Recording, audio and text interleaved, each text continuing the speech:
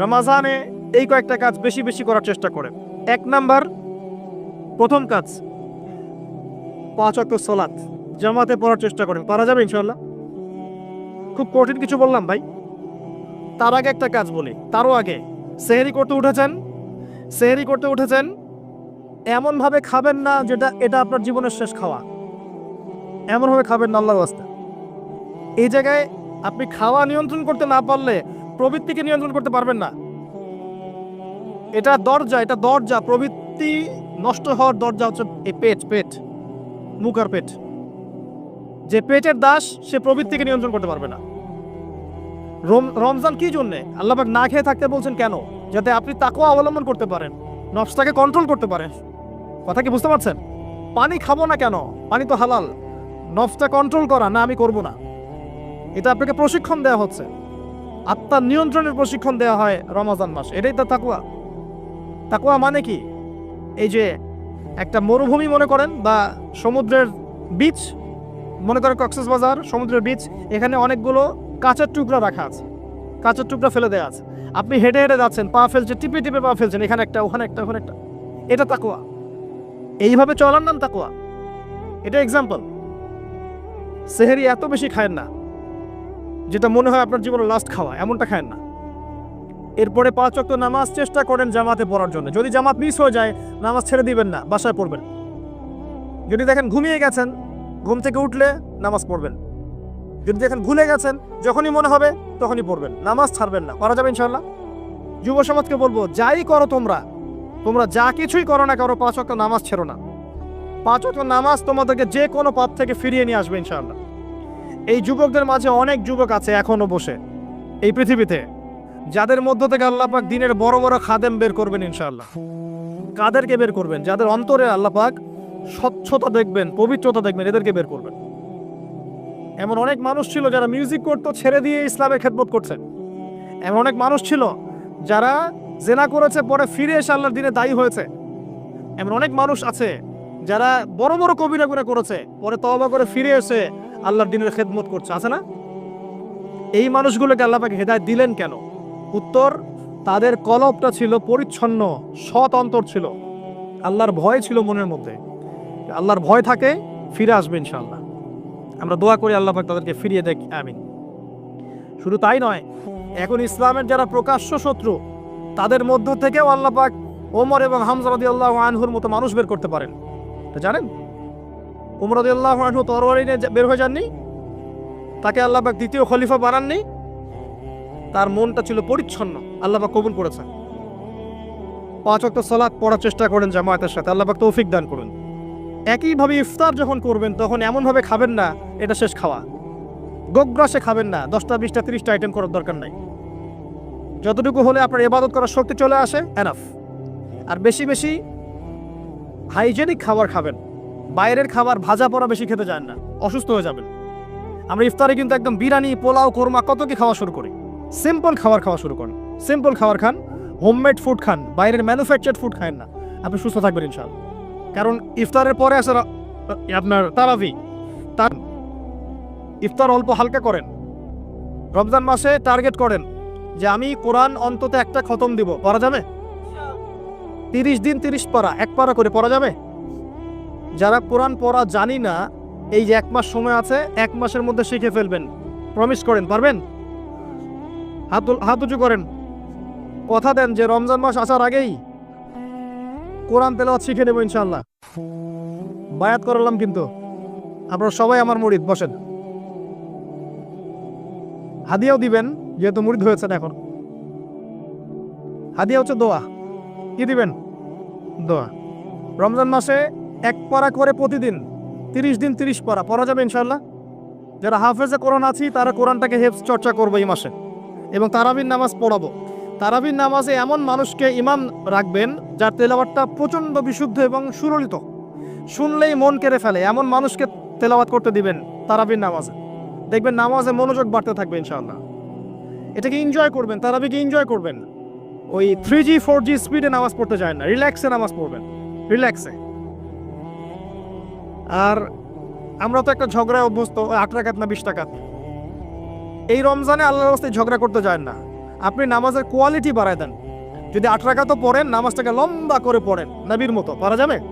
আচ্ছা, নবী সাল্লাল্লাহু আলাইহি ওয়াসাল্লামের 8 রাকাতে দলিত দেয়া হয়, কিন্তু নবী সাল্লাল্লাহু আলাইহি ওয়াসাল্লাম যত লম্বা সময় ধরে 8 রাকাত পড়েছেন, এটা কি আমরা পড়ি? তাহলে আমরা সময়টা কেন নিলাম না? 8 রাকাত পড়তে পড়তে পা ফুলে যেত, আর আমাদের 8 রাকাত আধা ঘন্টা 1 ঘন্টায় শেষ, তাহলে কি হলো? তো এই যে বিষয়গুলো, এগুলোতে যায়েন না, ইখতিলাফগুলোতে যায়েন না। আপনি নামাজের কোয়ালিটি বাড়িয়ে দেন, সুন্দর করে নামাজ পড়েন, পারা যাবে ইনশাআল্লাহ। আল্লাহ পাক তৌফিক দান করুন। যদি পসিবল হয় রমজানে উমরা করতে পারেন, এতে আপনি আরো সুন্দর করে ইবাদত করার একটা পরিবেশ পাবেন। সবার পক্ষে হয়তো পসিবল হবে না, যাদের পক্ষে হবে আপনারা করার চেষ্টা করতে পারেন। আল্লাহ তৌফিক দান করুন। রমজান একটা কাজ করবেন, বেশি থেকে বেশি মানুষকে ইফতার খাওয়াবেন, পারা যাবে? প্রত্যেকদিন ইফতার মাহফিল করবেন, মসজিদে ইফতার দিবেন এবং রোজাদারদেরকে ইফতার করাবেন। সওয়াব হচ্ছে প্রত্যেকের নেকি আপনি পেয়ে যাবেন ইনশাআল্লাহ। মনে করেন আপনি 10 জন রোজাদারকে ইফতার করিয়েছেন, এই 10 জনের রোজার নেকি আপনি একা পেয়েছেন। এই 10 জনের রোজার নেকি আপনি একা পেয়েছেন, ফ্রি। আপনার নেকি তো আছেই। অতএব যারা সামাজিক সংগঠন আছে বা সমাজের দায়িত্বশীল আছে, তারা যদি এগিয়ে আসে, প্রত্যেক দিন বহু মানুষকে ইফতার করানো সম্ভব না? আবার দেখবেন ঈদের রাতে, যেটাকে আমরা চাঁদ রাত বলি না কি বলি, আপনারা কি বলেন?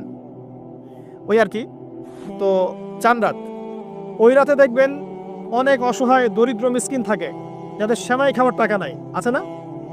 ওই রাতে আপনার সাদাকাতুল ফিতরগুলো দিয়ে দিবেন, সুন্দর করে বন্টন করবেন, ওই দরিদ্র মানুষের কাছে পৌঁছে দেবেন বাড়িতে বাড়িতে, পারা যাবে ইনশাআল্লাহ। এগুলোতে আপনি এনজয় করবেন রমজানকে। আত্মকেন্দ্রিকভাবে থাকলে এনজয় করতে পারবেন না। আরেকটা কথা আছে, রমজান মাসে যাকাত দিয়ে দিবেন, যার যাকাত যেটা আছে। যাকাত দিবেন না, জাহান্নাম অবধারিত। যে সালাত পরে যাকাত দেয় না কাফের, সালাত পরে কিন্তু যাকাত দেয় না, এটা কুফরি। আবু বকর সিদ্দিক রাদিয়াল্লাহু তাআলা আনহু যাকাত অস্বীকারীদের এগেইনস্টে যুদ্ধ করেছিলেন। যাকাতটা কিন্তু নফল কিছু নয়, ফরজ। নিসাব পরিমাণ সম্পদ হয়েছে, যাকাত দিতেই হবে। আর আমি অনেকদিন বলেছি, ইসলামিক ইকোনমিক্সের বেইজই হচ্ছে যাকাত। ইসলামিক ইকোনমিক্সের ভিত্তি হচ্ছে যাকাত এবং ব্যবসা। ধনীর সম্পদে গরিবের হক। বাংলাদেশে এমনও মানুষ আছে যার একজনের যাকাত দিয়ে 100 পরিবার চলা সম্ভব। এমনও মানুষ আছে, যদি সমস্ত যাকাতগুলোকে সুন্দরভাবে কালেক্ট করা যেত এবং উপরের লেভেল থেকে ডিস্ট্রিবিউট করা যেত, দেখেন বড় বড় মেগা প্রজেক্ট করতে পারতাম আমরা। কে বোঝাবে কাকে?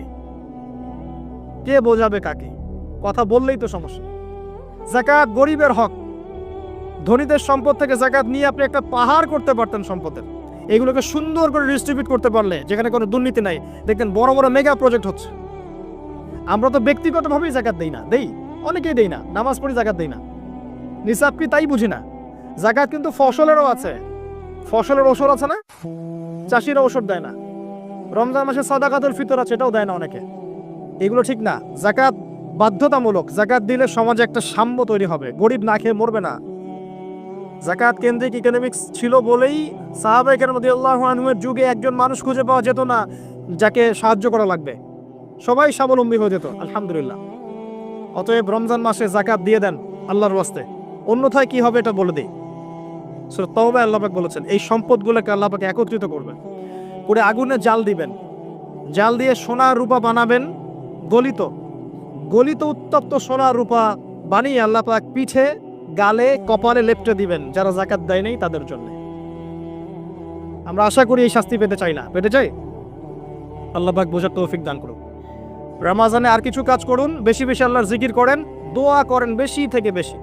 হিসনুল মুসলিম বইটা কিনেন, এখানে অনেক দোয়া দেয়া আছে, এগুলো মুখস্থ করেন, আল্লাহর কাছে দোয়া করেন, দেখবেন ইনশাআল্লাহ তাআলা আপনার দোয়া কবুল হয়ে গেছে। আর রমজানে বেশি বেশি বাজারে যাবেন না।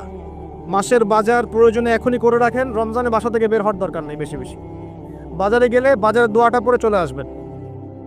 নিত্য প্রয়োজনীয় কিছু সবজি টবজি কিনতে হয়, এগুলো কিনবেন, এটা হয়তো কিনতে হয়, কিন্তু মেইন বাজারগুলো কিনে রাখেন আগে থেকেই। আর এই সব এক শ্রেণীর মানুষ যারা আছে রমজানে নিত্য প্রয়োজনীয় দ্রব্যের দাম বাড়িয়ে দেয়, এদের উপর লানত অভিশাপ আল্লাহর।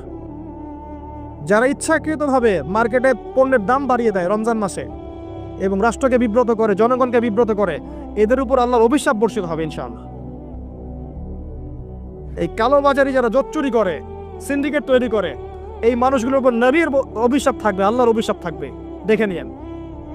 এই সময় মানুষকে আরো বেশি বেশি খাওয়াবেন, দাম আরো কমিয়ে দিবেন। উল্টা এই সময় দাম বাড়িয়ে মানুষকে ভোগান্তির মধ্যে ফেলানো হয়। আর মানুষ সামান্য তেলের জন্য, চিনির জন্য, বুটের জন্য দৌড়াচ্ছে ট্রাকের পিছনে। সরকারের পক্ষে সব কাজ একা করা সম্ভব? আমরাই তো সিন্ডিকেট করছি, এখানে তাদের কি দোষ? অতএব ব্যবসায়ীদেরকে সতর্ক করব, ব্যবসা এই মাসে করতে চান না, পরকালের ব্যবসা করেন, ইহকালের ব্যবসা করতে চান না। রমজান মাসে পণ্যের দাম ফিক্স করে কমিয়ে দেন, বাজার নিয়ন্ত্রণ হবে। তাহলে না হলে তো আপনার জনগণকে কষ্ট দিচ্ছেন, গভর্নমেন্টকে কষ্ট দিচ্ছেন, সবাইকে কষ্ট দিচ্ছেন। এই ফল কে ভোগ করবে? এর ফল জনগণকে ভোগ করতে হয়। আল্লাহ পাক এই শ্রেণীর মানুষের তাকদিরে হেদায়েত থাকলে হেদায়েত দেখ, না হলে এদের ব্যবসা আল্লাহ পাক বরকত তুলে নেক, আমরা বদদোয়া করে দিই। আরো বিষয় আছে, এগুলো যা কি সমস্যা আপনারা বুঝবেন না। ইসলামিক ইকোনমিক্স যদি পড়াশোনা করেন বুঝবেন, এগুলো এত বড় লেভেলের সমস্যা যার ফলে হিমশিম খেতে হয় মানুষের জীবনযাত্রার মানকে একটা নিয়ন্ত্রণে নিয়ে আসতে। এই কৃত্রিম সংকট যারা তৈরি করে, এদের প্রতি আল্লাহর অভিশাপ বর্ষিত হবে। এটা মুসলিমরা করছে কেন? মুসলিমদের এমনটা করা শোভা পায় না। হোটেল কেন খোলা রাখছেন?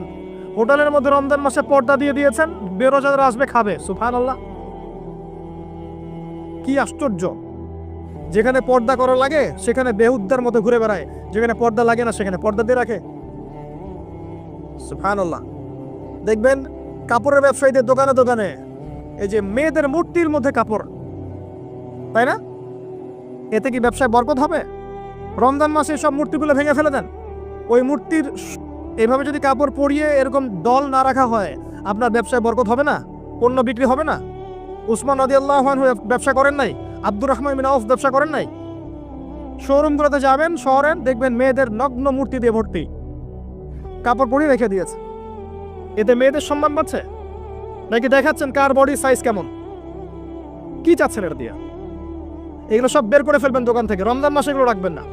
রমজান মাসে যেন কারো গাড়িতে এবং বাড়িতে কোনো জায়গায় গান না বাজে, অশ্লীল কোনো গান যেন না বাজে। কোরআন তেলাওয়াত বাজবে, প্রয়োজনে অ্যারাবিক নাশিদ বাজবে, ইসলামিক নাশিদ বাজবে। এমন কিছু প্লে হবে যেখানে হারাম কিছু নাই, শিরক নাই, বেদাত নাই, মিউজিক্যাল ইনস্ট্রুমেন্ট নাই। রমজানে কোরআন তেলাওয়াত বাড়িয়ে দেন, তেলাওয়াত শোনেন। এই কাজগুলো করা খুব জরুরি। একটা কাজের নাম রমজান নয়, রোজা রাখলাম বাস শেষ। আরেকটা কথা বলে শেষ করছি, শুধুমাত্র খাবার ছেড়ে দেয়া আর পানাহার ছেড়ে দেওয়ার নামই রমজানের রোজা নয়। যতক্ষণ পর্যন্ত আমরা রোজা রেখে আল্লাহর হারামকে ছাড়তে না পারছি, রোজা কবুল হবে না। কথা বোঝার চেষ্টা করেন। রোজা রেখেছে, মিথ্যা বলছে, রোজা কবুল হবে না। রোজা রেখেছে, বাপে কম দিচ্ছে, রোজা হবে না। রোজা রেখেছে, পণ্যে ভেজাল দিল, ভালোর সাথে খারাপ মিক্স করলো, রোজা কেটে গেছে। রোজা রেখেছে, আপনার গীবত তহমত করে বেড়াচ্ছে, আড্ডা পিটাচ্ছে, গীবত করছে, রোজা ভেঙে গেছে। রোজা রেখেছে, সুদ খাচ্ছে, সুদি লেনদেন করছে, রোজা ভেঙে গেছে। রোজা রেখেছে, জেনা করছে, রোজা নাই, কেটে গেছে। রোজার মানে এই নয় যে খালি খাবার ছেড়ে দিয়েছি আর পানিও ছেড়ে দিয়েছি, স্ত্রী সহবাস ছেড়ে দিয়েছি, তাই নয়। আল্লাহর সমস্ত নিষেধ বর্জনের নাম হচ্ছে সওম। এটা হচ্ছে সেই সওম যার প্রতিদান হচ্ছে লাআল্লাকুম তাত্তাকুন, যার ফলে তোমরা তাকওয়া অবলম্বন করতে পারো। শেষটা হচ্ছে কুতিবা আলাইকুমুস সিয়াম, তোমাদের উপর সিয়ামকে ফরজ করা হয়েছে। কামা কুতিবা আলাল্লাযিনা মিন ক্বাবলিকুম, যেমন করে তোমাদের পূর্ববর্তীদের উপরে ফরজ করা হয়েছিল। লাআল্লাকুম তাত্তাকুন, যাতে করে তোমরা তাকওয়া অবলম্বন করতে পারো। তাকওয়া তার নাম যে আল্লাহর নিষেধগুলো ছাড়তে পারে। এই হলো সওম। আরেকটা আয়াত আছে, শাহরু রমাদানাল্লাযী উনজিলা ফীহিল কুরআন, এই মাসে আল্লাহ পাক কোরআন নাজিল করেছেন। এটাই সেই মাস। এই মাসে আল্লাহ পাক কোরআন নাজিল করেছেন। বেশি বেশি কোরআন তেলাওয়াত করবেন, বেশি থেকে বেশি।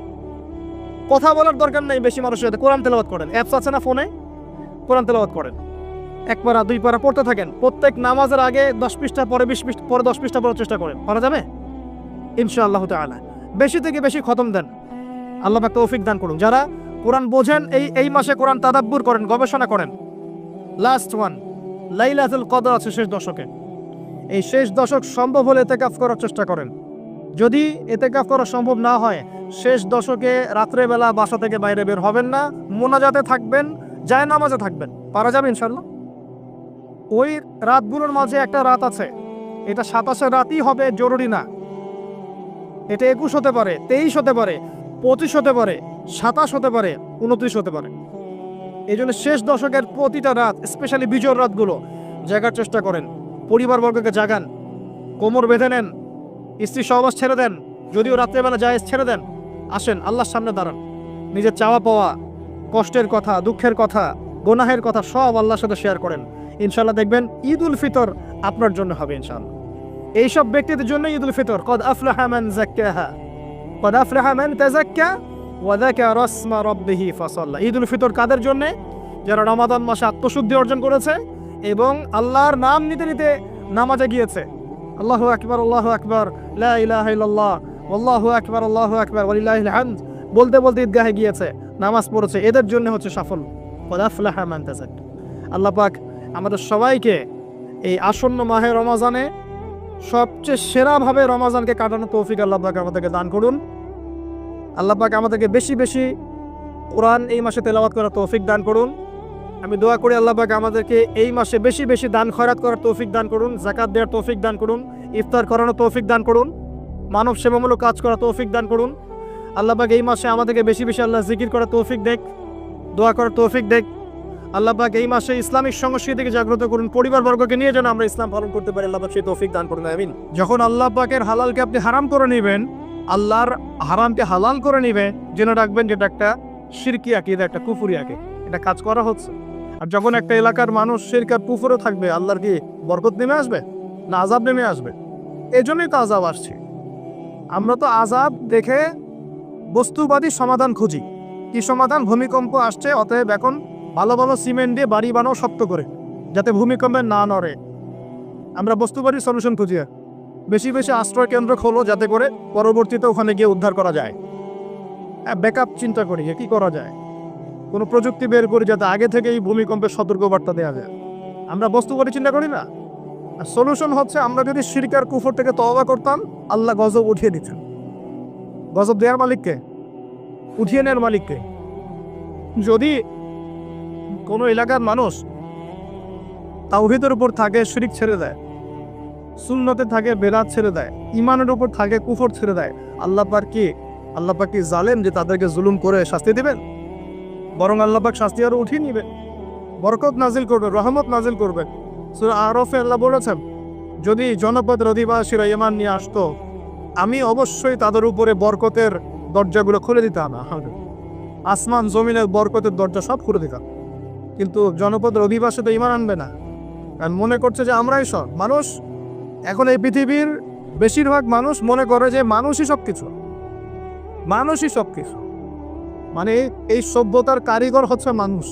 মানুষ এখন মনে করে, অথচ সভ্যতা শুরু হয়েছে নবীদের হাতে, সভ্যতা শেষও হবে নবীদের হাতে। সভ্যতা শুরু হয়েছে কোন নবীর হাতে বলেন?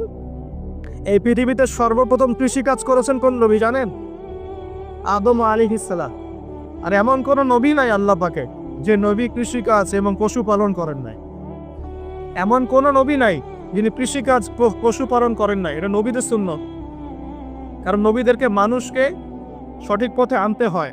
যখন আপনি পশুপালন করবেন, কৃষিকাজ করবেন, তখন কিন্তু আপনার মধ্যে একটা ধৈর্য বাড়বে, মানুষকে নেতৃত্ব দেওয়ার একটা ক্ষমতা তৈরি হবে। তো মুসা আলাইহিস সালামকে আল্লাহ তার 10 বছর ওই কৃষিকাজ করিয়েছেন, ফার্মে কাজ করিয়েছেন। শুআয়ব আলাইহিস সালামের ফার্মে তিনি 10 বছর কাজ করেছেন। কারণ বনু ইসরায়েলের মধ্যে একটা ছিন্ন ভিন্ন জাতিকে তাকে নেতৃত্ব দিতে হতো। আল্লাহ পাক আগে তাকে তৈরি করেছেন। আল্লাহ বলেছেন, ওয়াসতানা আকিকা লিনাফসি, আমি নিজের জন্য তোমাকে তৈরি করেছি আগে। তো এই যে কৃষিকাজকে খারাপ মনে করবেন না। এগুলো যারা করেন মনোকষ্টে ভুগবেন না যে আপনি দরিদ্র, আপনার মান সম্মান কম, এমন নয়। আপনি বরং সম্মানিত মানুষ, কারণ আপনি নবীদের সুন্নতের পেশায় আছেন, মাশাআল্লাহ। তো যেটা বলছিলাম, যখন শিরক আর কুফর বাড়তে থাকে একটা জনপদের মধ্যে, তখন আল্লাহর আযাব গজব নামতে থাকে। এই সমস্যাগুলো আমাদের শহরে নাই। শিরক আর কুফরে ভর্তি হচ্ছে না দিন। আমাদের শহরে পেপার পত্রিকা খুললেই দেখা যায় রাশিফল। কি রাশিফল? তুমি সিংহ রাশি, তোমার দিনটা কেমন যাবে। তুমি কন্যা রাশি, তোমার দিনটা কেমন যাবে। আর প্রায় মিডিয়াগুলো এগুলো প্রচার করে না? এসব মুশরিক মিডিয়াগুলো, সবই মুশরিক। কিরকম করে বুঝলাম মুশরিক? একটা ভূমিকম্প যদি হয়, বলবে না যে আল্লাহর কাছে মানুষ কত অসহায়, এরকম শিরোনাম দিয়ে সংবাদ করবে না। কি করবে? প্রকৃতির কাছে মানুষ কতই অসহায়। আল্লাহ বললে মৌলবাদী হয়ে যাবে। আল্লাহ বললে কি হবে? মৌলবাদী হয়ে যাবে। প্রকৃতি শব্দ চুজ করে কথা বলবে। প্রকৃতির কাছে আমরা কত অসহায়। কে প্রকৃতি? প্রকৃতি কি, কাকে বলে, কত প্রকার, কি কি সংবাদে? প্রকৃতিকে সৃষ্টি করলো। এটা কত প্রকার, কি কি, কে কে তাকে নিয়ন্ত্রণ করে, এগুলো বলবে না? মানুষের ব্রেন ওয়াশ করে ফেলা হচ্ছে এগুলোকে। রাশিফল সবার মাথায় ঢুকিয়ে দেওয়া হচ্ছে রাশিফল, আজকের দিনটা কেমন যাবে, আজকের দিন কেমন যাবে বেটা তুমি জানো? কালকের দিন তোমার কেমন যাবে তুমি জানো? মানুষের জ্ঞান তো এতই ক্ষুদ্র যে মানুষ এটাই জানে না আগামীকাল তার সাথে কি হবে। মানুষের জ্ঞান কত ক্ষুদ্র একটু দেখেন, আপনার নিজের সাথে আগামীকাল কি হবে আপনি তাই জানেন। কে গ্যারান্টি দিতে পারবে সে তার সাথে আগামীকাল কি হবে? যে মানুষ এটাই জানে না যে তার সামনে আগামীকাল কি হবে, সে কে পরিব্যক্ত করতে পারবে? নাকি আল্লাহ পাকের জ্ঞানের সামনে তার জ্ঞান নিতান্তই ক্ষুদ্র?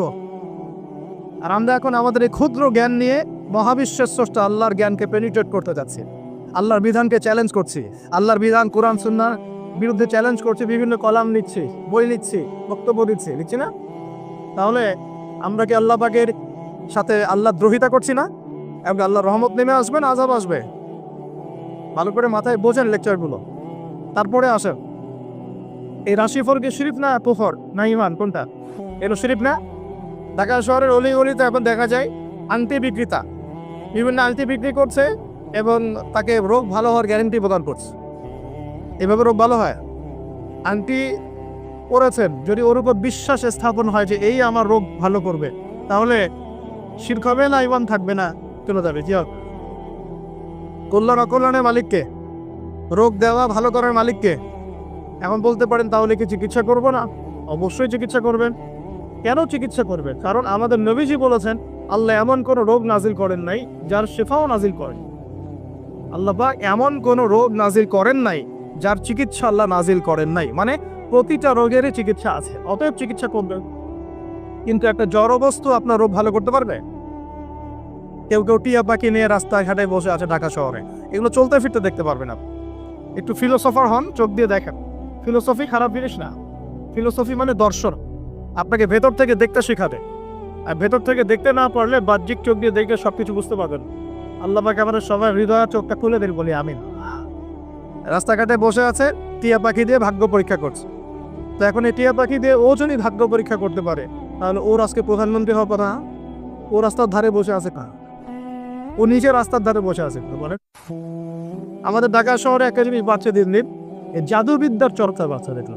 এরকম করে বুঝলাম যে জিনের রোগী বাড়ছে দিল্লি, জিনগ্রস্ত রোগী। জিনগ্রস্ত রোগী এটা আবার কি? এটা তো আবার অনেকে বিশ্বাসই করবে না, জিন বলতে কিছু আছে। আমরা বিশ্বাস করি যে মানব জাতির পাশাপাশি এই পৃথিবীতে জিন জাতীয় আছে। মানুষের মাঝে যেমন ভালো মন্দ মানুষ আছে, জিনের মধ্যেও ভালো মন্দ জিন আছে। জিনের মধ্যে কি আছে ভাই? ভালো মন্দ জিন আছে। এক শ্রেণীর জিন আছে আল্লাহর অনুগত, এক শ্রেণীর জিন আছে উদ্ধত। উদ্ধত জিনগুলো মানুষের ক্ষতি করে, এবং যখন মানুষ আল্লাহর বিধান মানে না, পাক পবিত্র থাকে না, জিকির আজগার করে না, দোয়া কালাম পড়ে না, হ্যাঁ কোরআন তেলাওয়াত ছেড়ে দেয়, তখন জিন মানুষকে ধরে। কোনো কোনো সময় বিভিন্ন স্বার্থ উদ্ধারের জন্য মানুষ কবিরাজ, গণক, জাদুকরের কাছে যায়, গিয়ে তাবিজ কবজ করে না? তাবিজ করায়, বান মারে, জাদুটোনা করে না? এতে করে সম্পর্কের মধ্যে বিচ্ছেদ ঘটায়। হ্যাঁ, অনেকে আবার প্রেমিকাকে পাওয়ার জন্য বশ করছে, তাবিজ করছে। হ্যাঁ, চাকরিতে ভালো চাকরি হয় না, চাকরির জন্য তাবিজ করছে। তারপর অনেকের ব্যবসা উন্নতি হচ্ছে, হিংসা লাগে, ওর বিরুদ্ধে কাজ করছে।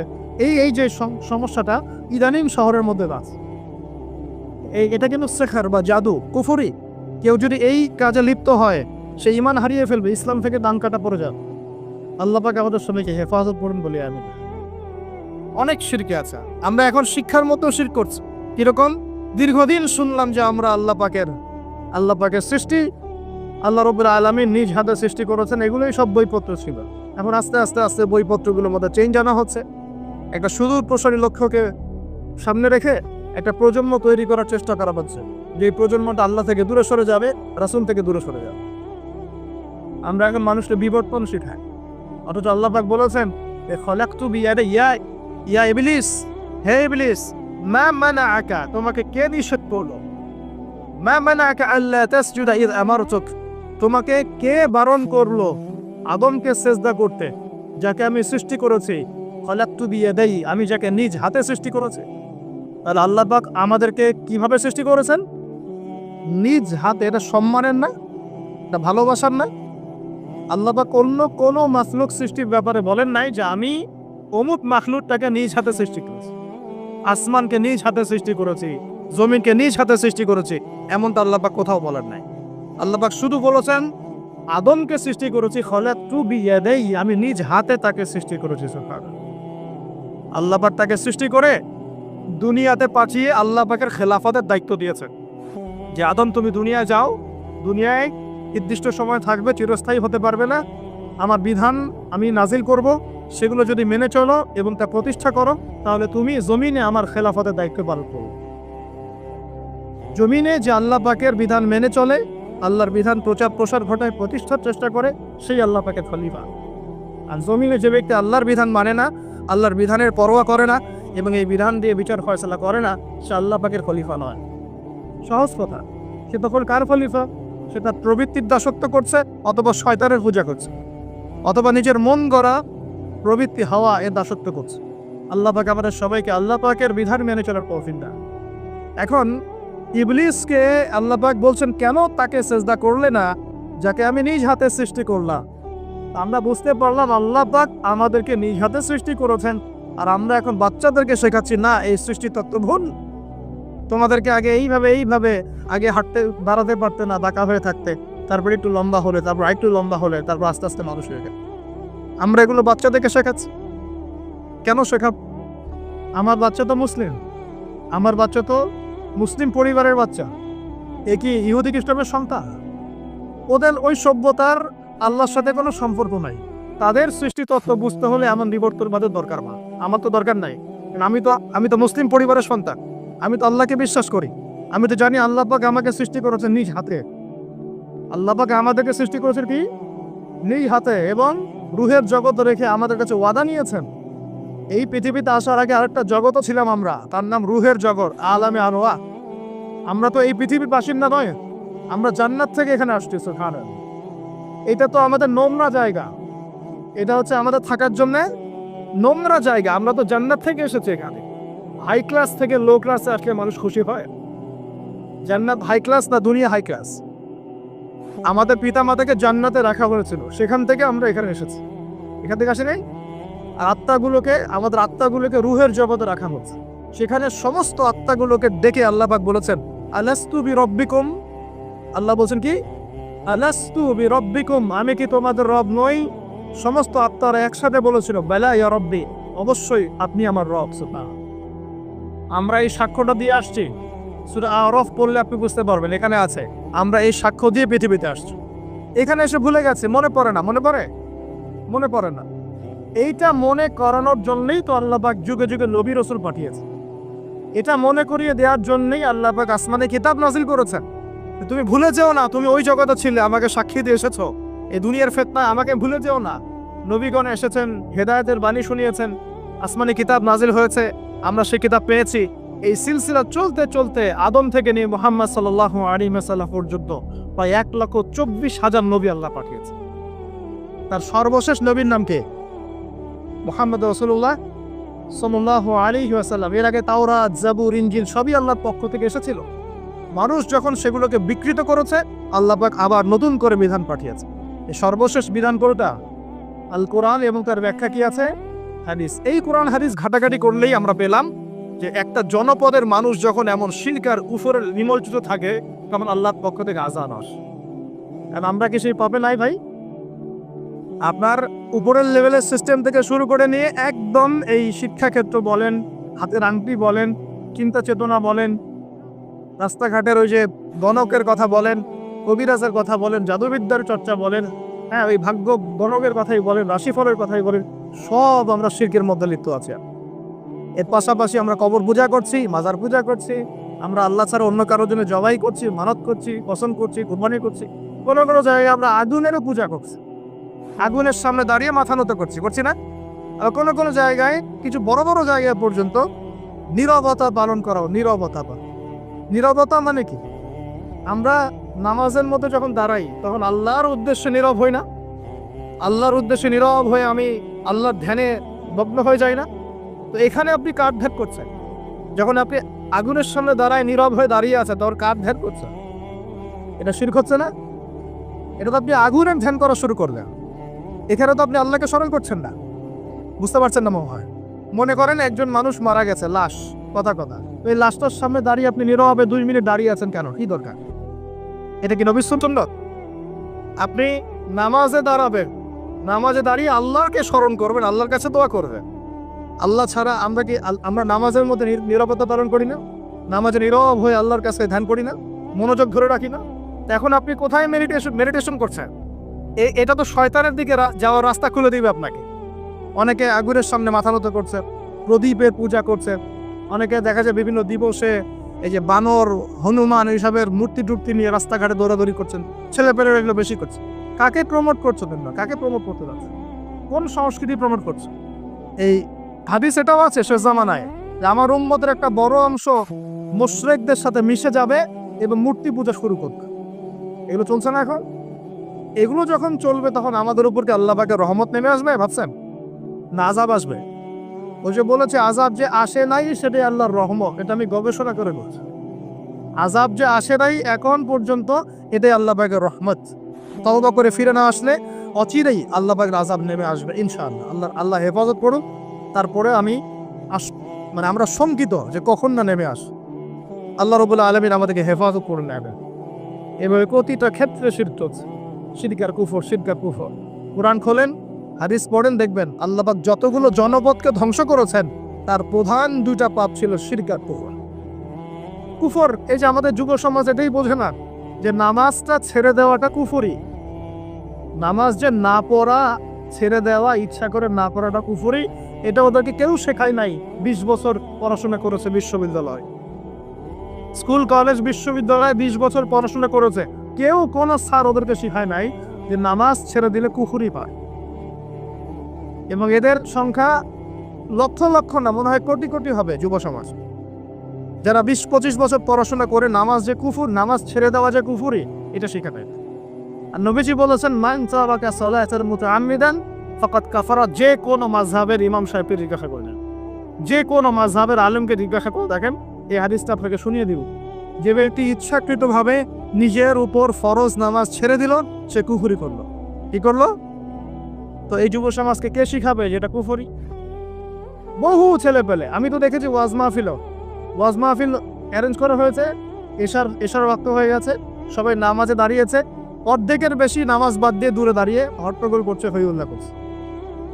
এখানে ওয়াজে আসছে বক্তাকে দেখার জন্য আস। নামাজ নাই, ওয়াজ শুনে কি করবা তুমি? নামাজ ইম্পর্টেন্ট না ওয়াজ ইম্পর্টেন্ট? নামাজ না থাকলে ইসলাম থাকে? আমি আজকে একটা হাদিস পড়ে আসছি, আস্তে আস্তে পড়তে আসছিলাম এগুলা, যে ইসলামের শেষ জামানায় ইসলামের যে বিষয়গুলো উঠে যাবে, ইসলামের যে বিষয়গুলো উঠে যাবে তার মধ্যে অন্যতম একটা হচ্ছে আল্লাহ পাকের আইন, আল্লাহ পাকের শাসন। উঠে যায় না সারা বিষয় থেকে?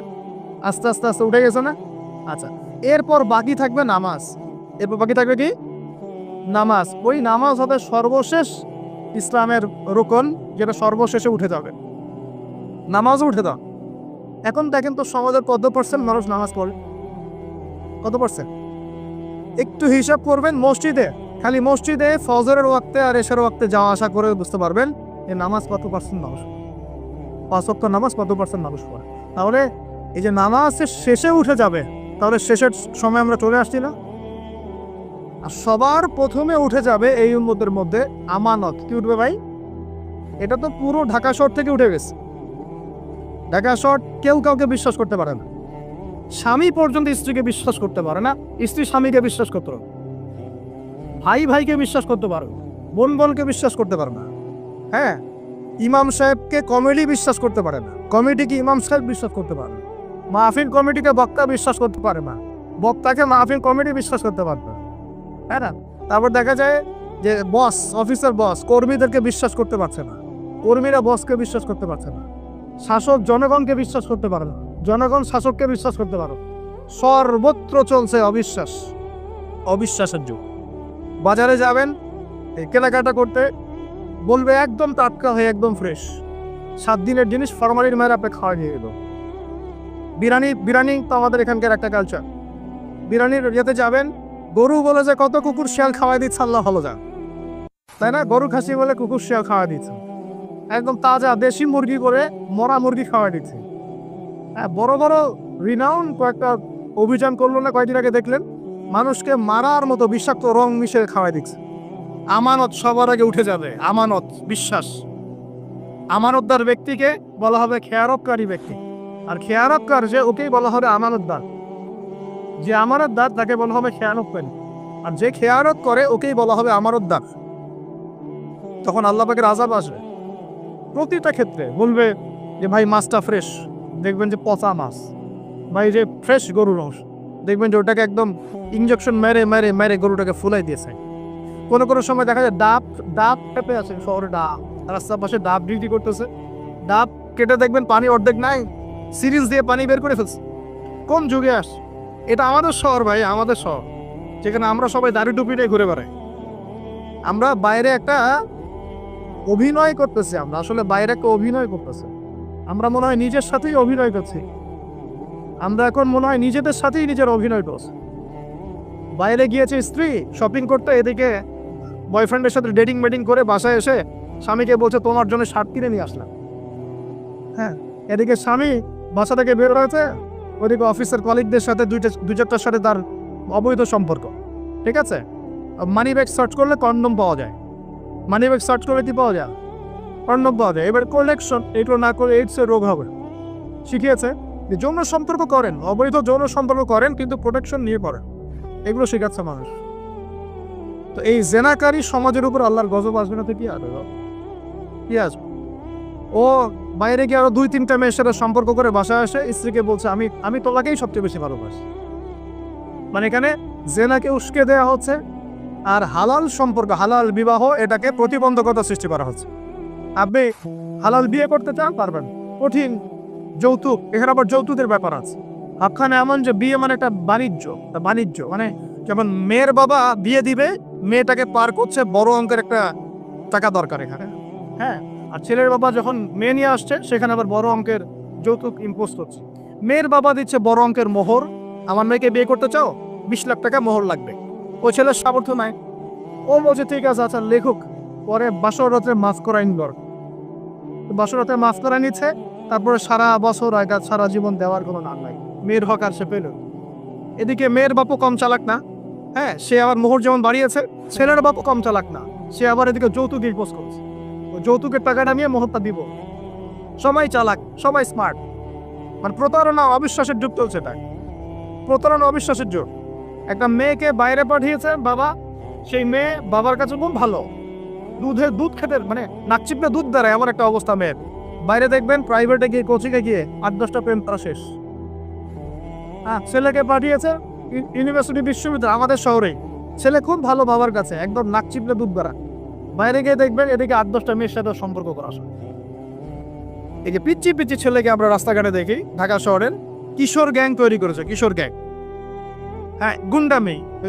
তামিল কিছু মুভিজ দেখায়, হ্যাঁ, মারামারি করছে, একটা ঘুষি দিলে একদম গাছের উপর উঠে যায়। হ্যাঁ, ওগুলো দেখে দেখে শিখছে, হকি স্টিক নিয়ে, চাকু চাপাতি নিয়ে ঘুরে বেড়ায় আছে। আমরা টঙ্গি দিয়ে আসার সময় দেখেছি, আমাদের সামনে, আমাদের গাড়ির সামনে দৌড় দিয়ে ছো মেরে একটা মেয়ে কান থেকে একদম দুল ছিঁড়ে নিয়ে চলে যাও। কানে দুল পড়ে আছে একটা মহিলা, কান টেনে ছিঁড়ে নিয়ে চলে গেল। মোবাইল ফোনে কথা বলছেন, গ্লাসটা খোলা, এইটুক সময়ের মধ্যে ছো মেরে মোবাইল ফোন নিয়ে চলে গেল। হ্যাঁ, এটা আমাদের শহর। ছোট ছোট বাচ্চাকে 8-10 বছর, 15 বছর, হাইস্ট 20 বছর বয়সের কিশোর গ্যাং। আবার এতটুকু ছেলেকে দেখেছি, এই যে কিছু প্লাস্টিকের মধ্যে কি জানি টানে, আমাদের শহরেরও মাদর, সর্বত্র। আমাদের যুব সমাজ, এই শহরের যুব সমাজ দেখবেন, যাদের বাপের একটু টাকা পয়সা আছে, ওকে আর কে পায়? ওকে একটা বাইক কিনে দিয়েছেন, হ্যাঁ, ওই R15 টাইপের একটা বাইক দিয়েছেন, ব্যাস দাম রয়ে সারা দুনিয়া ঘুরে বা। আর এই তো আমরা যে রাস্তাগুলোতে হাঁটাচলা করি, পিছনে মেয়ে তো থাকবেই বাইক থাকলে। আর মেয়ের অবস্থাটা এমন যে পোশাক তো নাই। মনে করেন ছেলের পোশাক এখন মেয়ে পরছে, মেয়ের পোশাক ছেলে পরছে না, এখন তো ওই যুগ চলছে। এখন এই পোশাক পরে ছেলেকে পিছন থেকে এমন ভাবে জড়িয়ে ধরে যাচ্ছে রাস্তা দিয়ে, ওপেনলি, পাবলিকলি, মনে হচ্ছে ওর স্বামী মনে হয়। আপনি কি আপনার স্ত্রীকে নিয়ে এভাবে ঘুরে বেড়ান? আপনি নিজে আপনার স্ত্রীকে নিয়েও এভাবে ঘুরতে লজ্জাবোধ করেন, আর তার সাথে তার কোনো হালাল সম্পর্কই নাই, জড়ায় ধরে ঘুরে বেড়াচ্ছে। মনে হচ্ছে খালি ওই বাইকের মধ্যে একটা বালিশ দিতে পারলে ভালো হতো। একটা বালিশ একটা শোয়ার জায়গা দিলে বাকি কাজটা এখানেই করে হবে পাবলিকলি। নবীজি এটাই বলেছিলেন, শেষ জামানায় রাস্তাঘাটে মানুষ জেনা করবে, রাস্তাঘাটে জেনা করবে। এটা দেখার জন্য ঢাকা শহর সবচেয়ে ভালো জায়গা এখন। ঢাকার মতো বড় বড় যে শহরগুলো আছে না, সবগুলো এগুলো জাজল্যমান দৃষ্টান্ত হয়ে আছে। রাস্তাঘাটে মানুষ জেনা করবে। মেয়েকে পড়তে পাঠিয়েছেন, টিউশন দিয়েছেন, ওই টিউশন দিয়েছেন টিচারের সাথে অবৈধ সম্পর্ক করা শেষ। কোনো জায়গায় টিচারকে বাসায় নিয়ে আসছেন, বাসায় এসে আমার মেয়েকে পড়ায় যান, কত বড় বুদ্ধিমান পিতা আপনি। হ্যাঁ, অলরেডি দেখবেন তার সাথে তার ঘটনা করা শেষ হয়ে গেছে। আর মেয়েরা আপনাকে বলবে না, কারণ কেউ কেউ মানে বাধ্য হয়ে এসব জায়গায় ভিকটিম হয়ে যায়, আবার কেউ কেউ নিজের ইচ্ছাতেই কাজ বেরোয়। এমন নয় যে সব মেয়ে ধর্ষিত হচ্ছে ছেলেদের আগ্রাসনের কারণে, এমনটা এমন নয়। বহু মেয়ে নিজের ভুলের কারণে ধর্ষিত হয়, বহু মেয়ে নিজের খারাপ স্বভাবের কারণেও এই তার ইজ্জত হারিয়ে ফেলছে। একটা মেয়ে যে রাত্রে যে 12টা 1টা 2টা বাজে বাইক নিয়ে ঘুরছে, ওকে কি রাস্তাঘাটে ঘুরতে 12টার সময় কেউ বলেছিল? এখন যদি এই 2টা 3টা ছেলে মিলে ওকে ধর্ষণ করে, দোষটা কি ছেলেটার হবে না মেয়েটার দোষ নাই? এখানে মেয়ের বাবার দোষ নাই, মেয়ের ফ্যামিলির দোষ নাই। তাহলে আমরা শুধু কেন ছেলেদের দিকে ফোকাস করি কেন? ছেলে তো অপরাধী, ছেলে তো অপরাধ করেছেই, ছেলের তো বাপ আগেই মরে গেছে। ছেলের বাপ যদি বেঁচে থাকতো তাহলে ছেলেকে তো আদব কায়দা শেখাতো, ছেলেকে শেখাতো যে দেখো বাবা, আমরা আমাদের সন্তানদেরকে শেখাই বাবা, সেটা হলো ইঁদুরের মতো বড় হয়েও না, সিংহের মতো বড় হয়ে। ইঁদুর কি করে? ইঁদুর রাতের অন্ধকারে মানুষের বাসায় বাসায় চুপচুপ করে খেয়ে বেড়ায়, দেখবেন তাই না? যারা রাতের অন্ধকারে জেনা করে বেড়ায় এরা ইঁদুরের মতো। রাতের অন্ধকারে খালি এই হোটেল ওই হোটেল, এই ঘর এই ঘরে ঘুরে, এই প্রেমিকার ঘর এই প্রেমিকার ঘর, এই ফ্ল্যাটে ওই ফ্ল্যাটে ঘুরে। আর যারা সিংহ পুরুষ তারা বিয়ে করে প্রকাশ্যে স্ত্রীকে নিয়ে ঘুরে বা। তো আমরা আমাদের ছেলেদেরকে এটা শিখাই না তো, বরং আমরা শেখাচ্ছি তোমাকে নিজের পায়ে দাঁড়াতে হবে, বড় হবা, 30-35 বছর হোক তারপর বিয়ে করে। আর এই 18 বছর হওয়ার 18 বছর হয়ে গেছে, 18 থেকে এই যে 30, এই 12 বছরে তার তো যৌবনের তাড়না ছিল। এই তাড়না মেটাতে না পেরে সে পতিতালয়ে গিয়েছে, ওই যে কার ফ্ল্যাটে গিয়েছে, কোথায় কোথায় মাদকের আসরে বসেছে, মেয়েদেরকে নিয়ে এইখানে ওইখানে ঘুরে বেরিয়েছে। আমরা তো এমনও দেখেছি যে গাড়ির মধ্যে ছেলের কোলে মেয়ে ঘুরে ঘুরে বেড়াচ্ছে এখানে। তোরা এই শহরগুলোর মধ্যে আল্লাহ পাকের আযাব আসবে না তো কি আসবে আমাকে না? শেষ জামানায় যে একটা পাপের কারণে আযাব আসে তার মধ্যে অন্যতম সেরা পাপটা হচ্ছে জেনা। আমরা এই শহরটাকে জেনার শহর বানিয়ে ফেলেছি, জেনার শহর। এগুলো গেল অবিবাহিতদের কথা। ইভেন ইউনিভার্সিটিগুলোর মধ্যে গিয়ে দেন, ইউনিভার্সিটিতে গোল করে গ্রুপ স্টাডি করছে, গোল করে।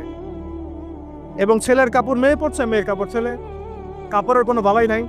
নবীজি বলেছিলেন শেষ জামানায় 2 শ্রেণীর মানুষ আসবে, আমি এদেরকে দেখি নাই। নবীজি দেখেন নাই মানে 1400 বছর আগে ওরা ছিল না। এক শ্রেণী হচ্ছে হাতের মধ্যে মানুষকে মারার কিছু অস্ত্র নিয়ে ঘুরে বেড়াবে, এরা মানুষকে নির্মমভাবে পিটাবে, নির্মমভাবে পিটাবে, নির্মমভাবে মানুষকে পিটাবে। এই শ্রেণীকে আমি দেখিনি, এরা আসবে পরে। আরেক শ্রেণী হচ্ছে এমন এক শ্রেণীর মহিলা বের হবে যারা কাপড় পরেও নগ্ন থাকবে, নিজেরাও আকৃষ্ট হবে, অন্যকে আকৃষ্ট করবে। তো এই মেয়েদেরকে তো দেখতে পাচ্ছেন, এখন পাচ্ছেন না, তার মানে কিয়ামত কাছে না দূরে। আর আমি এখন ওই হাতে লাঠিওয়ালা ওই গ্রুপকেও খুঁজে পেয়েছি। হাতে লাঠিওয়ালা সেই গ্রুপ কোনটা জানেন? ওই যে ঘরের মধ্যে ঢুকায় ঢুকায় যে ছেলেগুলোকে মেরে মেরে রাত্রেবেলা মেরে ফেলায়, সেটা গ্রুপে। বিভিন্ন হলে হলে দেখেন না, হকি স্টিক নিয়ে 8-10 জন মিলে এক একটা করে ছেলেকে ডেকে নিয়ে পিটায় পিটায় মেরে ফেলায়, এগুলো সেই ছেলে। এদেরকে যারা জন্ম দিয়েছে ওই বাপের জন্য ধিক্কার, এদেরকে যারা জন্ম দিয়েছে এই বাপের জন্য ধিক্কার। আর এখন এরকম লেডিস গ্রুপও বের হয়েছে, আর মেয়েদেরকেও হলে ডেকে ডেকে পিটানো শুরু করেছে। তোমরা কি মনে করো যে 5 জন 6 জন 10 জন মিলে একজনকে সারা রাত টর্চার করে মেরে ফেলানোর মধ্যে সুপুরুষ? তুমি সুপুরুষ, তুমি অনেক বড় বীর। সাহসটাকে তুমি একজন মারামারি করে দেখাও না, দেখো তোমরা এত বড় সাহস, তাহলে একজন মারামারি করে দেখাও না। আসো রিংয়ের মধ্যে আসো, রিংয়ের মধ্যে আসো, তারপর দেখি তোমার কত শক্তি, আমাদের কত শক্তি। একজন 1-on-1 ব্যাটেলে আসো, খালি হাতে 1-on-1 ব্যাটেলে আসো। 8 জন 10 জন মিলে একটা বুয়েটের ছেলে, একটা মেডিকেলের ছেলে, একটা অমুকের ছেলে, তমুকের ছেলে, বাবা মায়ের স্বপ্ন লালন করা ছেলেগুলাকে ঘরের মধ্যে ঢুকাবা, সারা রাত পিটায় মেরে ফেলবা, এটাকে তোমরা সাফল্য মনে কর, বীরত্ব মনে কর? এই ছেলেগুলাকে জন্ম দিয়েছে যে পিতা মাতায়, এদের জন্য ধিক্কার আমার পক্ষ থেকে। আপনারা এইসব সন্তান জন্ম দিতে গেলেন কেন?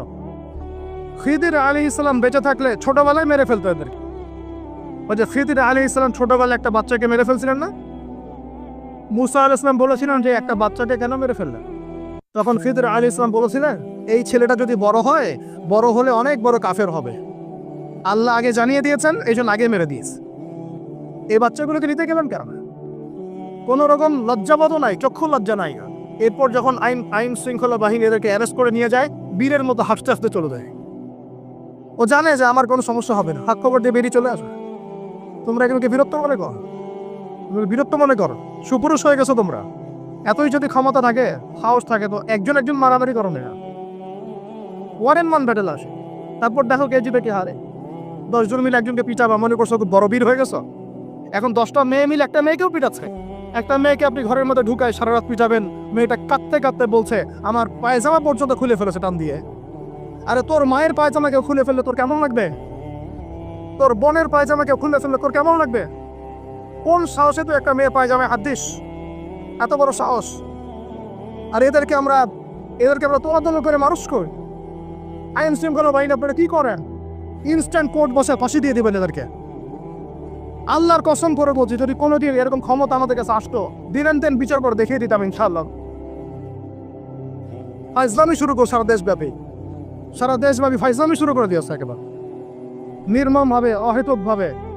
এই যে অসহায় মানুষগুলোকে, ছাত্র পড়তে গিয়েছে, বাবা স্বপ্ন লালন করা ছাত্র, ছেলেটা ইঞ্জিনিয়ার হবে, ছেলেটা মেডিকেল সায়েন্সের পরে বড় একজন ডক্টর হবে, পিঠা মেরে ফেলে দিল নাকি? এত বড় সাহস! আর আমরা কিছুই বলতে পারলাম না, কিছু করলাম না। কি একটা অবস্থা চলছে! এগুলো যখন চলতে থাকবে একটা কওমের মধ্যে, আপনার মনে হয় যে আল্লাহ পক্ষ থেকে রহমত নেমে আসবে? লা ইলাহা ইল্লাল্লাহ বলা একজন মানুষ যদি বেঁচে থাকে, ওই একজন মানুষের সম্মানে আল্লাহ পাক কিয়ামত দিবে না ইনশাআল্লাহ। সে একজন মানুষকে এভাবে নির্মমভাবে পিটিয়ে মেরে ফেলা পড়ে। এখন মানুষকে পেটানো শুরু করেছো। নবী সাল্লাল্লাহু আলাইহি ওয়াসাল্লাম শেষ জামানার হাদিস সম্পর্কে বলেছিলেন, আমি এক শ্রেণীর মানুষকে দেখি নাই যারা আসবে, মানুষকে নির্মমভাবে মারবে, নির্মমভাবে মানুষকে পিটিয়ে মারবে। আর কোরআন খুলে দেখেন, একটা জাতির কথা আল্লাহ পাক বলেছেন, এই জাতির নাম হচ্ছে আদ জাতি। কোন জাতি ভাই? এই আদ জাতিকে আল্লাহ পাক ধ্বংস করেছিলেন ঝড় দিয়ে, ঝাপটা দিয়ে। আল্লাহ পাক এই কওম সম্পর্কে বলেছেন, ওয়াইদা বাতাসতুম জাব্বারিন, ওরা শিরক কুফর তো করতোই, কিন্তু এর পাশাপাশি একটা বড় পাপ করতো। ওই পাপটা হচ্ছে এরা যখন মানুষকে পেত, পিটিয়ে মেরে ফেলতো, নির্মমভাবে পিটিয়ে মেরে ফেলতো। এই আদ জাতির পাপ তোমরা করা শুরু করেছো। আমাদের শহরে এগুলো চলছে না? এখন দিনে দুপুর রাস্তাঘাটে এগুলো চলছে। শিক্ষা প্রতিষ্ঠানে গিয়ে এগুলো মাস্তানি করতে গিয়েছো তোমরা। আমার ভাই হয়ে যদি এই কাজ করো, আমি তোমার চেহারা পর্যন্ত দেখতে যাবো না ইনশাআল্লাহ। আল্লাহ রাব্বুল আলামিন আমাদেরকে ওমরের শাসন দান করুন বলে আনা। একটা মাস ওমরের শাসন যদি চলে না, দেখবেন সব লাইনে চলে আসছে ইনশাআল্লাহ। একটা মাস খালি ধর্ষণের বিচার করা শুরু করেন, ধর্ষণ করার সাহস খুঁজে পাবেন ইনশাআল্লাহ। কোন মাদ্রাসাতে আমরা দেখেছি, কোন মাদ্রাসাতেও এই যে হাফেজ ছাত্র হতে গিয়েছে, বাবা মা হাফেজ বানাবে, মাদ্রাসায় পাঠিয়েছে, মাদ্রাসার শিক্ষক ছেলেটাকে বলাৎকার করে রেখে দিয়েছে। হ্যাঁ, ঢাকা শহরের ঘটনা বলছে। আমাদের সন্তানটাকে কোথায় পাঠাবো তাহলে? পাপ যেই করুক, পাপই। এখানে যদি দাড়ি টুপিওয়ালা মানুষও পাপ করে, তাকেও শাস্তির আওতায় নিয়ে আসতে হবে। আল্লাহ তৌফিক দান। মাদ্রাসায় আপনি ছাত্রকে বলাৎকার করবেন? মাদ্রাসায় আপনি সমকামিতা করবেন? আপনার তো লিঙ্গ কেটে জাতির সামনে উপস্থাপন করা দরকার। উমরের শাসন হলে এটাই হতো। উমরের শাসন হলে আল্লাহর কসম করে বলছে এগুলোই হতো। ওয়াজ মাহফিলগুলোকে দিনের এই পবিত্র আমানত মূলে অনেক জায়গায় ঠাট্টা মশকরার পাত্র বানানো হয়েছে। কোথাও দেখা যায় যে ওয়াজ মাহফিলে যে বললাম ডিজে জিকির চালু করা হয়েছে। ফাইজলামি শুরু করছো দিন নিয়ে, কেমন ফাইজলামি শুরু করো। ইনশাআল্লাহ তাআলা অচিরেই এই উম্মতের মধ্যে এমন নেতৃত্ব আসবে ইনশাআল্লাহ, যে নেতৃত্বের আন্ডারে ইনশাআল্লাহ তোমাদের যে আগ্রাসন, মুসলিম বিশ্বের আনাচে কানাচে অসহায় মুসলিমদেরকে নির্যাতন করা হচ্ছে নির্মমভাবে। একটা বাচ্চা সে জানে না যে শিয়া কি সুন্নি কি, বোম মেরে উড়িয়ে দেওয়া, মাথার খুলি উড়িয়ে দেয়। একটা বাচ্চা, একটা মা জানে না শিয়াইজম কি সুন্নিজম কি, মিসাইল মেরে বোম মেরে হত্যা করে দেয়া। ফাইজলামি শুরু হয়েছে। সারা বিশ্ব জুড়ে এগুলোই চলতেছে। সারা বিশ্ব জুড়ে মিডিয়ার মধ্য দিয়ে মুসলিমদেরকে আজকে সন্ত্রাসী বানানো হয়ে গেছে। সারা বিশ্বের রক্ষাও ধরবে আমাদের, আবার আমাদেরকেও সবাই সন্ত্রাসী বলে বেড়াবে। নাটক শুরু করেছে, নাটক। সারা বিশ্ব জুড়ে সবচেয়ে শান্তিকামী মানুষ কারা? আমরা, অন্য কেউ আছে? সারা বিশ্বের মানুষের, নিরীহ মানুষের রক্ত কাদের হাতে লেগে আছে? আমাদের হাতে? আমরা ইরাকে মানুষ হত্যা করেছি, আমরা আফগানিস্তানে মানুষ হত্যা করেছি, আমরা উইঘুরদেরকে হত্যা করেছি, আমরা রোহিঙ্গাদেরকে হত্যা করেছি, আমরা বিগত 12, 14, 15 বছর ধরে সিরিয়াতে বাচ্চাদেরকে হত্যা করেছি, বিগত প্রায় 70 বছর থেকে প্যালেস্টাইনে আমরা মানুষকে হত্যা করেছি। আমরা কি এই যে লেবানন, জর্ডান এই জায়গাগুলোতে মানুষকে আমরা মারছি? আরো সারা বিশ্বে আমাদেরকে আজকে সন্ত্রাসী কেন বলা হোক? কি কারণে বলা হোক? আর আমরা কেউ কোনো কথাও বলি না, মন থেকে ঘৃণাও করি না। এই কথাগুলো বলবেন কারা? বলবেন তো আলেম ওলামারা। এখন যদি আমরা এই ওয়াজ মাহফিলের স্টেজগুলোকে সার্কাসের মঞ্চ বানিয়ে ফেলি, এই আমানতের হরকে আদায় করবে এ আদায় করুন। আল্লাহ পাক আমাদের সবাইকে বোঝার তৌফিক দান করুন। আমরা আশা করি ইনশাআল্লাহু তাআলা আমাদের উপর যারা আছে তাদের বোধোদয় হবে ইনশাআল্লাহ। আমরা কারো শত্রু নয়, ইসলাম কারো শত্রু নয়, কারো খারাপ চায় না। ইসলাম চায় সমাজের ন্যায় প্রতিষ্ঠা হোক, এবং ন্যায়টা যে কারো হাত দিয়ে প্রতিষ্ঠা হোক, কোনো সমস্যা নেই। XYZ যেই হোক না কেন, যার হাতে ন্যায় প্রতিষ্ঠা হবে আমরা তার জন্য দোয়া করবো ইনশাআল্লাহ। আর যে অন্যায়কে প্রশ্রয় দিবে, প্রতিষ্ঠা করবে, আমরা তার ধ্বংসের জন্য আল্লাহর কাছে দোয়া করবো ইনশাআল্লাহ। আর আল্লাহ পাকের গজব যখন নেমে আসবে কেউ ঠেকাতে পারবে না ইনশাআল্লাহ। আমি বলে দিয়েছি প্রথমেই, সবকিছুর মালিককে, সব ক্ষমতা কার হাতে? প্রিয় যুবক ভাইয়ের স্পেশালি আগামী দিনে ইসলামের পতাকা হাতে নিয়ে বিশ্বকে চ্যালেঞ্জ করার জন্য এখন থেকে প্রস্তুত হয়ে যা। একদিনের মাহফিল দিয়ে কিচ্ছু হবে না, একদিনের মাহফিল দিয়ে গরম বক্তব্য দিয়েও কিছু হবে না। আপনাদের সবাইকে কনস্ট্রাকটিভ কাজ করতে হবে। প্রত্যেক মুসলিম ভাইকে 5 ওয়াক্ত নামাজ আদায় করতে হবে, আল্লাহ পাক তৌফিক দান করি। প্রত্যেক ভাইয়ের যাদের যাকাত ফরজ হয়েছে, যাকাত অবশ্যই দিতে হবে। বেশি বেশি দান সদকা করবেন। নিজের পরিবারের মধ্যে কোনোভাবেই অনইসলামিক কোনো সংস্কৃতি আসতে দিবেন না। নিজের পরিবারের মধ্যে পর্দা প্রতিষ্ঠা করবেন।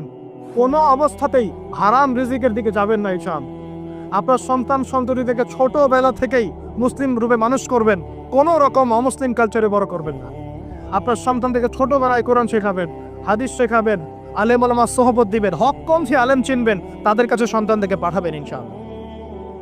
ইসলামকে নিয়ে ঠাট্টা বিদ্রুপ করবেন না, রং তামাশা করবেন না। এই যুগ সম্পর্কে সচেতন থাকবেন। কি হচ্ছে, কি চলছে, হাদিসে কি আছে, কোরআনে কি আছে, সামনে কি হতে পারে, সচেতনতা তৈরি করবেন।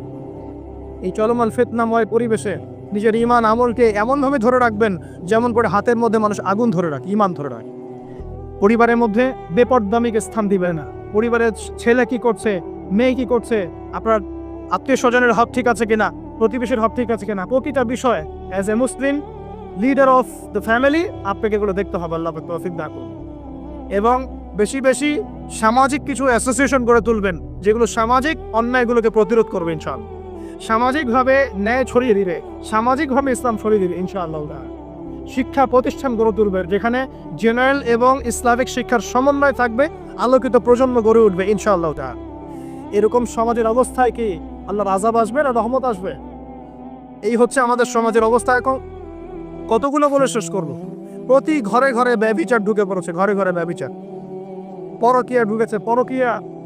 আর অর্থনৈতিক ক্ষেত্রে ঘরে ঘরে ঢুকেছে সুদ আর সুদ, ঘুষ ঢুকেছে ঘুষ, এদিকে সুদ ঢুকেছে, দুর্নীতি ঢুকেছে, অন্যের সম্পদ অন্যায়ভাবে হস্তক্ষেপ করার নোংরা সংস্কৃতি ঢুকে পড়েছে প্রত্যেক জায়গায় জায়গায়।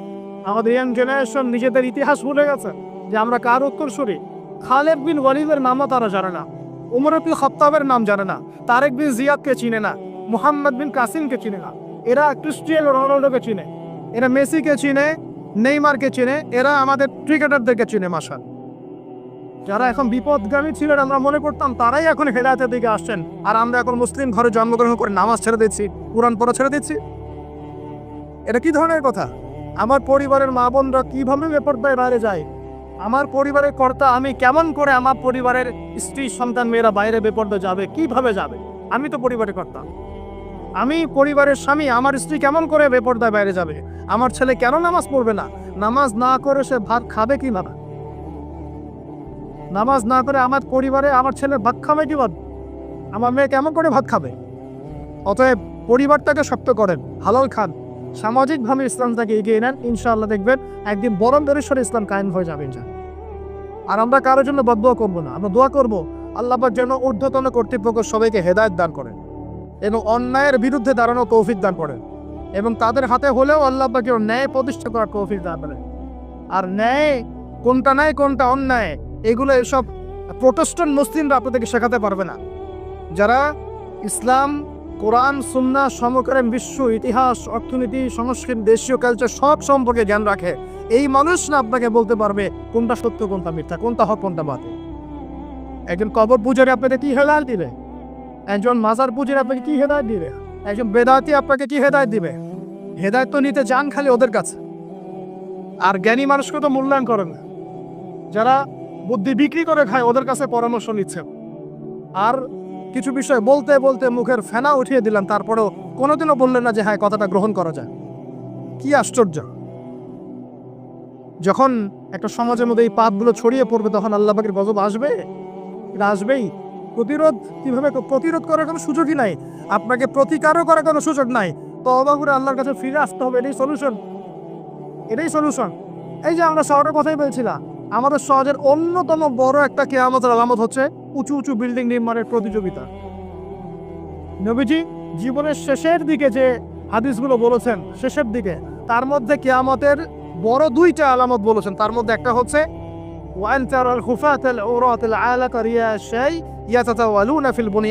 যখন দেখবে সমাজের সবচেয়ে নিম্ন শ্রেণীর মানুষেরা, রাখাল টাইপের মানুষ, গায়ে জামা নাই, পায়ে স্যান্ডেল নাই, উঁচু উঁচু বিল্ডিং নির্মাণের প্রতিযোগিতা করছে। ধনীরা বিল্ডিং নির্মাণ করবে এমনটা নবীজি বলেন নাই। নবীজি বলছেন গরিব, ফকির, মিসকিন, গায়ে কাপড় নাই, স্যান্ডেল নাই, এরা বিল্ডিং নির্মাণ করবে না, প্রতিযোগিতা করবে একে অপরের সাথে। এখনকার আরব বিশ্বটা জাজল্যমান দৃষ্টান্ত। অনেক সালাফ সলফে সালেহিন বলেছেন এই হাদিস থেকে আরবদেরকে ইশারা করা হয়েছে। এটা আমাদের ঢাকার মতো চলে আসছে। আজকালকে যার এক জায়গা টাকা পয়সা ছিল না, আজকে 10 তলা 20 তলা ফ্ল্যাটে নামি। কিভাবে সম্ভব? সুদের মধ্য দিয়ে সম্ভব, দুর্নীতির মধ্য দিয়ে সম্ভব, কালো টাকার মধ্য দিয়ে সম্ভব, অন্যের সম্পদ অন্যভাবে হস্তক্ষেপ করার মধ্য দিয়ে সম্ভব। আর মাশাআল্লাহ, যার একটা 5-10 তলা বাড়ি আছে আমাদের শহরে, অন্য মানুষকে মানুষই মনে করে, ভাড়াটিয়াকে মনে করে যে তেলাপোকা, ককরোচ, ছিছি করে তারা কত যে শর্ত। কোনো সময় এমনও হয়েছে মানে বাড়ি ভাড়া চাইতে গিয়ে যে বেইজ্জত হতে হয়েছে, মনে হলো যে বাড়ি ভাড়া চাইতে গিয়ে মানে নিজের সম্মান নিজে নষ্ট করে ফেললাম। সুবহানাল্লাহ। কারণ যখন নিম্ন শ্রেণীর মানুষের কাছে অর্থ আসে তখন কিন্তু এদের মধ্যে কালচার আসে না। সম্পদ আসে ঠিকই, কিন্তু কালচার, সভ্যতা আসে না। তারা অসম্ভবই থেকে যায়। কাকে সম্মান দিতে হবে, কাকে দিতে হবে না সেটাও জানে না। কথা বুঝতে পারছে? এটা আমাদের সমাজ এখন চলছে, হাইলি কনস্ট্রাক্টেড বিল্ডিংস এর প্রতিযোগিতা। আর আমরা বলবো কেন, এই যে এখনকার সেকুলার রিপোর্টগুলোই বলছে বেশিরভাগ বিল্ডিং এরই দেখা যায় যে কোনো রকমের ভিত্তি না। এই 5-6 মাত্রা ভূমিকম্প হলে সব দরদর করে পড়ে যায়। কারণ এই যে অহংকার, আমি একটা ফ্ল্যাটের মালিক, ঢাকা শহরে মনে হচ্ছে যেন পরিচয়ের মানদণ্ড হচ্ছে এটাই। জিজ্ঞাসা যদি করেন যে ভাই আপনার নাম কি করেন, বলবো ওই যে ফ্ল্যাটটা দেখছেন 10 তলা, ওটা আমার। ভাবখানে এমন হচ্ছে এটাই তার পরিচয়ের মানদণ্ড। সে কি করে, তার শিক্ষাগত যোগ্যতা কি, কোন প্রফেশন, এগুলো বড় কথা নাই। ওই যে ফ্ল্যাটটা দেখছেন 6 তলা, ওইটা আমার। অনেকে এসে পরিচয় দেয়, আমি অমুক পার্টির অমুক, আমি অমুক পার্টির অমুক, আমি অমুকের সাধারণ সম্পাদক, আমি অমুকের সভাপতি। এগুলো পরিচয়? এগুলোই মানুষের পরিচয়? আমি অমুক দল করি, তমুক দল করি। পরিচয় কি তোমার? তুমি কি এই পরিচয় দিয়ে কাল কিয়ামতের মাঠে আল্লাহর সামনে দাঁড়াবা? তোমার পরিচয়টা কি? পরিচয় হচ্ছে তোমার শিক্ষাগত যোগ্যতা কি, তুমি সমাজকে কতটুকু সার্ভ করতেছো, তোমার ইলমি যোগ্যতা কি, তুমি 5 ওয়াক্ত নামাজ পড়ো কিনা, তুমি ইসলামপন্থী কিনা, তোমার সুন্নত আছে কিনা, তুমি দিনের জন্য কি করো, এগুলো তোমার পরিচয়। আল্লাহ রাব্বুল আলামিন আমাদের কথাগুলো বোঝার তৌফিক দান করুন। আমাদের সমাজে হাইলি কনস্ট্রাক্টেড বিল্ডিংস এর প্রতিযোগিতা চলছে। দেখেন, বিল্ডিং নির্মাণ করা পাপের কিছু নয়, কিন্তু এগুলোর মধ্যে দিয়ে অহংকার করাটাই পাপের। আর অহংকার করলে আল্লাহ পাক এগুলোকে ঘষিয়ে দিতে সময় নেবেন না। আল্লাহ পাক আমাদেরকে বোঝার তৌফিক দান করুন। আমাদের সমাজে রন্ধে এগুলো চলছে, আমাদের খেয়ানত, অবিশ্বাস, সুদ চলছে, জেনা চলছে, ফ্ল্যাটে জেনা চলছে, ফ্ল্যাটে জেনা মানে শুধু শারীরিক ইলিগেল ফিজিক্যাল রিলেশনশিপই নয়, জেনার মধ্যে চোখের জেনা আছে, কথার জেনা আছে, চলাফেরার জেনা আছে। নবীজি বলেছেন শেষ জামানায় এক শ্রেণী মেয়ে আসবে যারা পুরুষের কাপড় পরে ঘুরবে। এটা দেখার জন্য আপনি ঢাকার শপিং মলে চলে যান।